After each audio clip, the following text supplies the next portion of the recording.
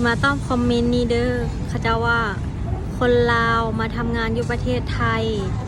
เป็นอย่างคนลาวนำกันอ่ะจังมากว่ามาเป็นขี้ข้าของคนไทยเนาะทุกคนเนาะ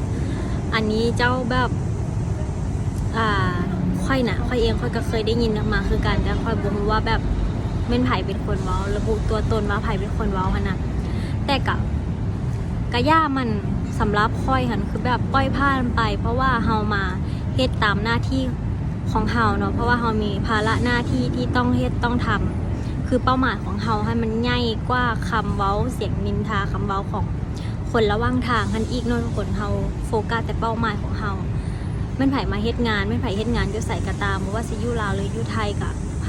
เป้าหมายเดียวกันนั่นก็คือเงินนั่นเองเนาะทุกคนเนาะเพียงแต่ว่าทางเลือกของเฮาที่อยู่ลาวนะมันอาจสิแบบ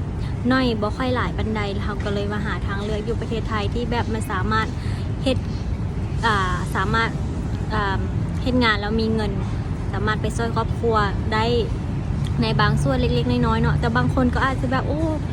มาหาเงินประเทศไทยแล้วก็ได้เงินสร้างบ้านสร้างเรือนซื้อรถซื้อดินมีอย่าง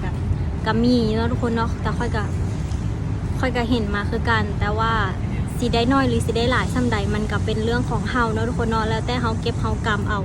อันนี้แดดซองนะภาพแล้วแต่เฮาเก็บเฮากำเอากับคันไผสิเว้าหยังก็เรื่องของเขาถึงสิได้บ่ได้กับเรื่องของเฮาบ่ต้องมีสนใจในเรื่องนั้นกับพอเนาะ